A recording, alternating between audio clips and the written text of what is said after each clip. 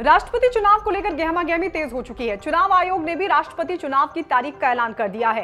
राष्ट्रपति चुनाव के लिए 18 जुलाई की तारीख मुकर्रर की गई है, तो वहीं चुनाव के नतीजे 21 जुलाई को आएंगे। देश के 16वें राष्ट्रपति को लेकर किसी पार्टी ने अपने पत्ते अभी नहीं खोले हैं, चाहे वो सत्ता में बैठी एनडीए हो या विपक्षी दल।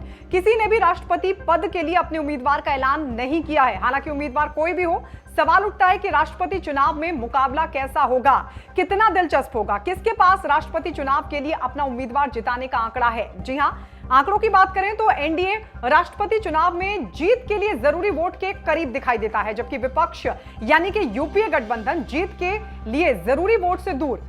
तो चलिए बताते हैं आपको आंकड़ों के हिसाब से अभी किसके पास कितने वोट हैं और कितने वोटों की दरकार है, साथ ही कितने वोटों का जुगाड़ मुमकिन है। सबसे पहले बात एनडीए की। राष्ट्रपति चुनाव में जीत के लिए जरूरी है 5,40,000 वोट। चलिए अब बताते हैं सत्तारूढ़ एनडीए और यूपीए के पास कितने वोट हैं। एनडीए के पास 5,32,000 वोट हैं, यानी एनडीए को महज 8,000 वोट चाहिए। यूपीए के पास करीब 2,60,000 वोट है, यानी जीत से एनडीए के मुकाबले यूपीए काफी दूर है। वहीं दो पार्टियां ऐसी हैं जिनमें से किसी एक का भी समर्थन अगर मिल जाए तो आसानी से एनडीए का उम्मीदवार जीत जाएगा।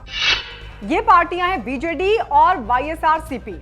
वाईएसआरसीपी के पास 43,450 वोट हैं, जबकि बीजेडी के पास 31,686 वोट हैं। और आइए अब वो वजह भी बताते हैं जो एनडीए की जीत को बेहद आसान और विपक्ष को बेहद कमजोर बनाती हैं। राष्ट्रपति चुनाव के आंकड़ों के गणित में विपक्ष पर बढ़त के अलावा विपक्ष की पार्टियों के बीच कमजोर राजनीतिक केमिस्ट्री भी एनडीए के पक्ष में दिख रही है। पहला, राष्ट्रपति चुनाव में एनडीए आंकड़ों के लिहाज से जादुई आंकड़े के करीब है। दूसरा, यूपीए जादुई आंकड़े से करीब 1,80,000 वोट दूर है। तीसरा, कांग्रेस समेत विपक्षी पार्टियों के बीच एकजुटता की कमी भी एनडीए के लिए फायदेमंद है। टीएमसी, टीआरएस और आप जैसी मजबूत क्षेत्रीय पार्टियां अक्सर गैर कांग्रेसी फ्रंट पर जोर देती रही हैं, लिहाजा विपक्ष के बीच किसी साझा उम्मीदवार पर सहमति भी बन पाएगी, ये बड़ा सवाल है।